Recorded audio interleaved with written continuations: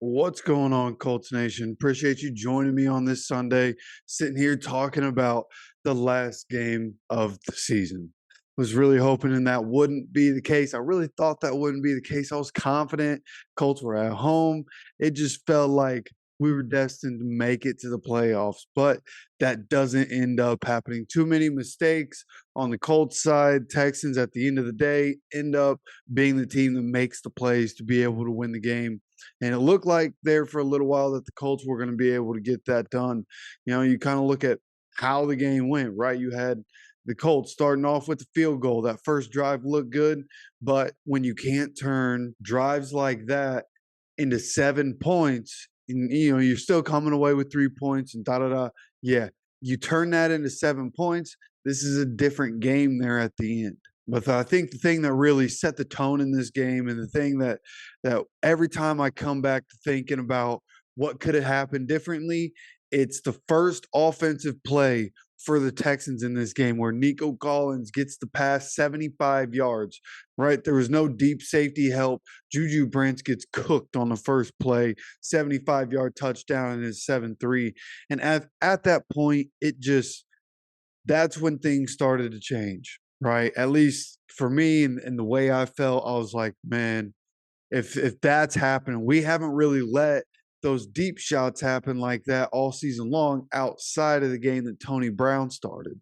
Honestly, for the Colts, most of the time it was death by 1,000 paper cuts. So to come out in the first quarter, very first offensive play for the Texans, give up that 75-yard bomb, and the vibe started to change, right? Then the Texans end up getting another touchdown. The fullback, Andrew Beck, getting a touchdown. And again, this was one of those, like, Andrew Beck wide open in the end zone. Like, yeah, it didn't feel good here in the first half. And it felt like in the first half, the Colts got completely dominated in every single facet, just couldn't get anything right.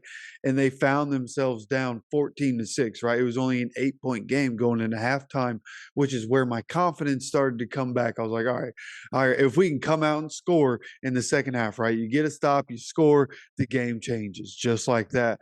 And that's what we were able to do. Defense able to get a quick stop. Offense able to get the touchdown quickly, right? Jonathan Taylor, 49-yard touchdown run. Mo Alley Cox gets a 2-point conversion from Gardner Minshew, and it's 14-14 all of a sudden, right? Just under 10 minutes to go in the third quarter. But then after that point, the offense just couldn't keep going, right? Jonathan Taylor ended up leaving the game for a little while with a heel injury. He was going off. Ended up with 30 carries in this game, 180 yards, right? He was doing his thing, and he tried to will us to a win near the end. They were just unable to get the job done. And it has to be talked about because we end up with 227 total rushing yards in this game. We end up with more offensive yards than the Texans did. We had more yards per play than the Texans did. But at the end of the day, they were unable to get it done. And why? Because it's 4th and 1. And Jonathan Taylor, who came back into the game and it was gutting it out, and was the reason we had gotten down to the part of the field that we were in, right around the 20-yard line. And we take a timeout to put Tyler Goodson in, not Jonathan Taylor, who just got paid, who was having the best game of the year for him. It's not Zach Moss, who, when Jonathan Taylor was out, was a top 10 running back. I believe number 2 in the league in rushing yards for a long period of time early there in the season. It wasn't one of those guys. It was Tyler Goodson, who had gotten some playing time, who had done a decent job when he had to come in the game. But in the moment, you have Jonathan Taylor. Why are we taking Jonathan Taylor out? Why are we taking Zach Moss out? Zach Moss has had some good times as a receiver this season, right? Most notably, the floater catch against Baltimore in week 3. Like, either one of those guys would have been a better option in that moment. Now, of course, Gardner Minshew, bad pass there to Tyler Goodson. If that's more of a catchable ball, they're able to convert that. But either way, it just didn't make sense in that moment. The whole world could have known that Jonathan Taylor was going to get the ball. And because of the way Shane Steichen designs plays, Jonathan Taylor would have still gotten the ball on that play. I just don't understand when it comes down to season on the line, right? It's 23-17. The missed extra point by Kai Fairbairn would have come back to bite the Texans, right? They opened the door for the Colts to get into the playoffs right there. And Tyler Goodson is the answer.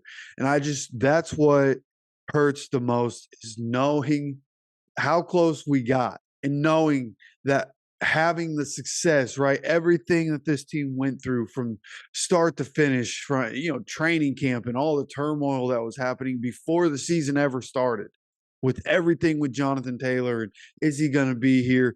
And I mean, it would have been almost poetic for everything that had happened for Jonathan Taylor on that last drive and on that 4th and 1 to be the reason the season continues and to be the reason we end up making the playoffs.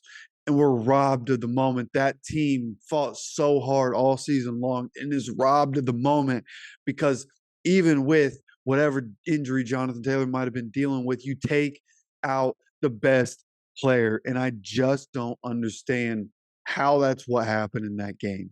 Okay, this is a game where, man, honestly, I feel like the defense played incredible for pretty much the entire game. All right, we already talked about that 75-yard bomb. Like, without that 75-yard touchdown, if they are able to make them march down the field, right? Maybe they end up going and scoring a touchdown anyways, but maybe they don't score any points. Maybe they only get 3 and it's a 3-3 game right there instead of 7-3, right? It's that kind of thing that I'm thinking of, and you could definitely nitpick, right? The last scoring drive is really the dagger, right? You think about the Texans' last scoring drive, and that's where we had, 2nd and 20, and it should have been 3rd and 15. But DJ Baker misses a tackle. Dalton Schultz picks up a bunch of yards. They end up with the 3rd and 5. They pick it up. They end up with a 1st and 20 after, I believe it was a holding call, and they're still able to pick up a 1st down and keep the drive alive. It was those daggers throughout that drive that you knew they were going to end up scoring a touchdown. But then when they missed the extra point, as soon as the extra point was missed, that's when I thought, okay, plenty of time here. I think we're going to win this game. And the offense had it. The offense had it, right? Defensively, you have the laps at the end of the game. Offense at the end of the day doesn't make the plays. So even though you could go check the box score and it looks like the Colts should have won this game, right? I mean, the box score for Gardner compared to CJ are two totally different things. 13 for 24, 141 for Gardner.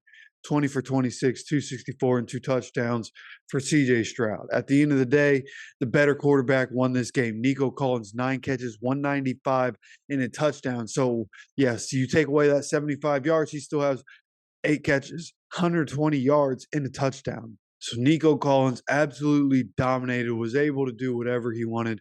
He was really the only receiving threat we had to worry about, and the defense wasn't able to stop it. And at the end of the day, again, just there's little nitpicky things, right? That's the difference in the NFL is those small things. But the more I think about it, the more I see the different plays that you could go back and say, if this is different and this is different and this is different, if the Colts execute differently, the Colts win this game. It was right there for the taking. I think we lost the game more than the Texans going out and winning this thing. And of course, again, the last drive there for the Texans, they went out and executed and made the plays they needed to. But Colts, man, just couldn't get out of their way. That was the story of 2022. That's going to end up being the story of 2023. Is when it mattered most, Colts could not get out of their way. And everybody's going to point back to the Browns game and talk about how, we got screwed. We should have had that win and should be in the playoffs anyways. But there's also the Bengals game where the Colts don't show up. There's the Falcons game where the whole world thought the Colts were actually going to be able to win, and they still come out and lose that game and don't show up, right? There were opportunities for the Colts. This could have been a 12-win football team. That's crazy. Like, really, this could have been a 12-win football team, and we don't make the playoffs. And, this is a team that at the end of the day just didn't deserve to be in the playoffs. If they did, they'd be there. So, you got to reload, get Anthony Richardson back. That we got a lot to talk about in the offseason as we start to move on from this season. Of course, I'd like to know your thoughts on this game. Love to hear them. You let me know down in the comment section. And like I said, there's going to be a lot to talk about throughout this offseason. We're going to talk a little bit more about, what transpired this season. So make sure you hit that subscribe button. Make sure you have those notifications turned on so you get notified when any videos do come out on this channel. Of course, I appreciate you stopping by for another video. And as always, take care of yourself, take care of each other, and go Colts.